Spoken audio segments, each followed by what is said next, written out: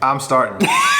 These are some of our best public land whitetail hotspots. And today we're talking about DMAs.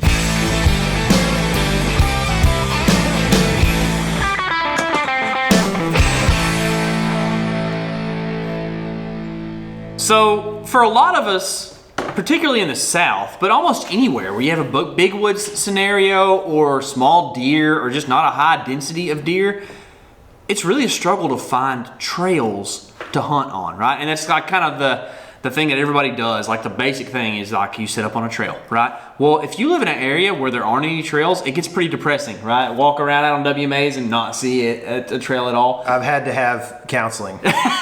So we have kind of coined a term called a DMA, or a deer movement area, okay? And it's not something you're gonna hear a lot of the big timers talk about, but it's something that we hunt a lot. And what a deer movement area is a place where a ton of habitat features or terrain or whatever you wanna say, a ton of things come together and make it like a hub for deer. It's a place where deer are just going to spend a lot of time. Mm-hmm. And I mean, this could also be like a lane that's an old logging lane. You know, certain places in Texas particularly, they just take shredders through and mow certain areas. And it may not be mowed for 10 years, but there's an old lane through there that you can see.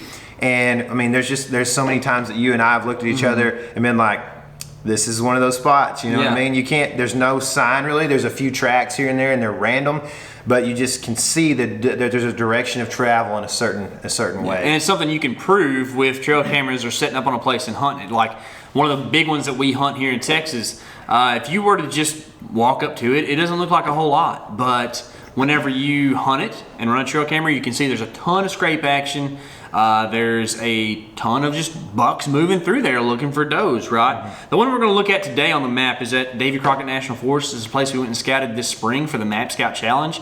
If it's like past summer 2020 when you're watching this, go check out the Map Scout Challenge because it's a ton of fun and a really cool thing that can help you hunt public land. But this one we're looking at is the Davy Crockett National Forest.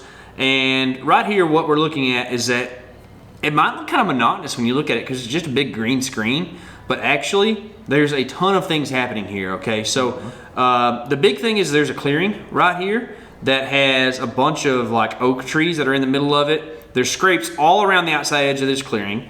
There's some new growth new growth pine to the south here. There's a creek right here. Let's switch this over to topo so you can see that. You can see that creek running through there. And then all around the creek is kind of older growth timber with another clearing and younger growth pine to the north. So you have a ton of habitat features and a little bit of terrain even in there to really affect deer movement. Yeah, and so what you gotta look at all these different terrain features in this spot particularly to kind of know where you're gonna set up your stand essentially.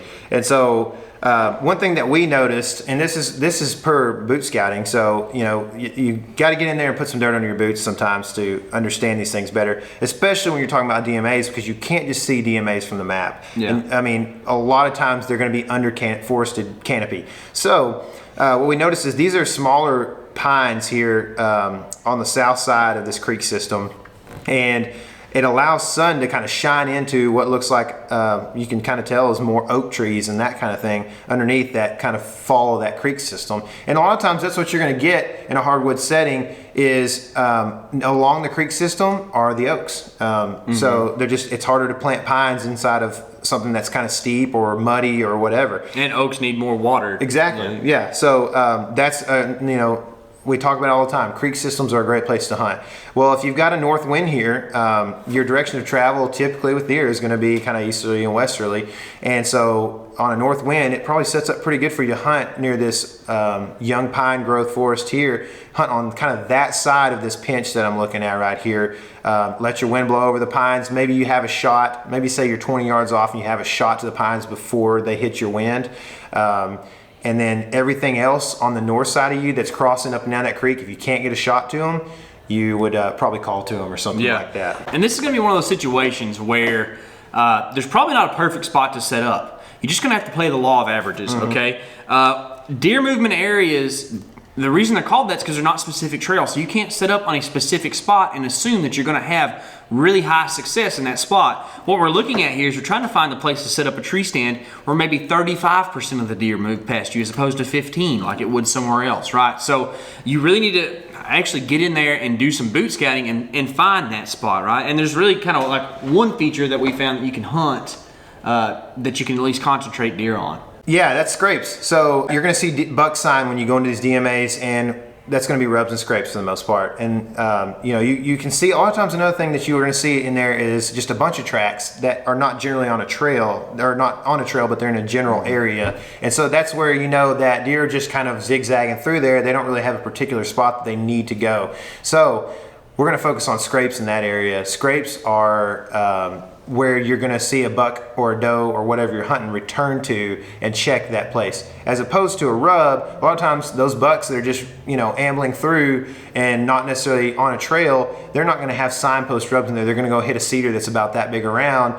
and never hit it again. So when they go, when you hunt scrapes, you have a better chance of seeing a deer show up, check the branch, lick it a little bit, maybe dig around and do their thing. So scrapes are definitely, in big wood settings, a great place. Actually, we have a friend that hunts private property in our area here, and he hunts scrapes almost religiously in that particular place. It's a big river bottom flat. It's a big DMA. You just can't really focus on anything other than scrapes. And he's killed some monsters. Some toad daddies. Seen some monsters and killed a very, very big deer. One of the good things that you need to remember about scrapes is that you can affect where those are. You can make your own, what do we call it? Mock scrape. Mock scrape, Yeah. right? Me-pee, I think is what Yeah. it's been coined before, right? And you can kind of control where the deer go in that area. So remember that. And guys, if you like what you're seeing here on these videos, be sure and subscribe below. Check out that video over there if you want to see more of these public land tactics. And remember, this is your element. Live in it.